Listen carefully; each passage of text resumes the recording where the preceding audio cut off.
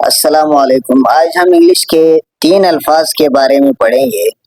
ان میں پہلا ہے BEER، دوسرا ہے BEAR اور تیسرا ہے BARE۔ ان تینوں کے سپیلنگ ڈیفرنٹ ہیں، ان کی پروننسیشن میں تھوڑا سا فرق ہے، لیکن ان کے گرامیٹیکل رولز اور ان کے جو میننگز ہیں وہ ایک دوسرے سے بہت زیادہ ڈیفرنٹ ہیں۔ تو ذرا ان کو ڈسکس کرتے ہیں تاکہ ہم کنفیوژن سے بچ جائیں۔ تو پہلا جو ورڈ ہے ان میں BEER، اس کو پروناؤنس کرتے ہیں بیئر۔ یہ ایک الکوہلک ڈرنک کے لیے استعمال ہوتا ہے۔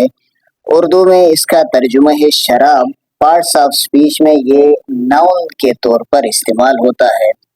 اگر ہم اس کا جملہ بنائیں تو جملہ بنے گا بیئر از فاربیڈن ان اسلام، اسلام میں شراب حرام ہے۔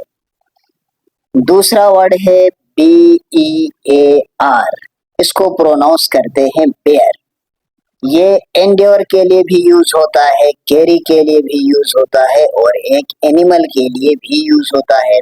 اگر انڈیور اور کیری کے لیے یوز کریں تو اس کا اردو میں ترجمہ ہوگا برداشت کرنا۔ اگر یہ اینیمل کے لیے استعمال ہو تو اس کا ترجمہ ہوگا ریچ، ایک جنگلی جانور ہے اس کے لیے استعمال ہوتا ہے۔ پارٹس آف اسپیچ میں یہ ورب کے طور پر بھی استعمال ہوتا ہے اور ایز اے ناؤن بھی یوز ہوتا ہے۔ ایز اے ورب یہ استعمال ہوتا ہے برداشت کرنے کے لیے، انڈیور کے لیے، کیری کے لیے، اور ایز اے ناؤن یہ استعمال ہوتا ہے اے وائلڈ اینیمل کے لیے اور اس اینیمل کو ریچ کہتے ہیں۔ تو اب ایک ہی سینٹینس میں ہم نے اس کو ورب اور ناؤن دونوں طریقوں سے استعمال کیا ہے، اور وہ سینٹینس بنا ہے لائن کے ناٹ بیئر ان فارسٹ، شیر جنگل میں ایک ریچھ کو برداشت نہیں کر سکتا۔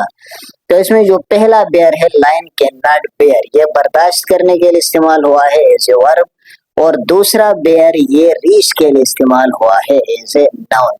اب تیسرا ورڈ ہے BARE، اس کو بھی پروناؤنس کرتے ہیں بیئر۔ سیکنڈ اور تھرڈ ان دونوں کی پروننسیشن سیم ہے۔ انگلش میں اس کا ترجمہ ہے انکورڈ اینڈ ایکسپوزڈ، اردو میں ننگا، مطلب کسی چیز کے اوپر یا ارد گرد جتنی بھی چیزیں ہوتی ہیں ان سب چیزوں کا ہٹ جانا اور اس کا اپنے ان چیزوں کے بغیر رہ جانا یا ننگا رہ جانا۔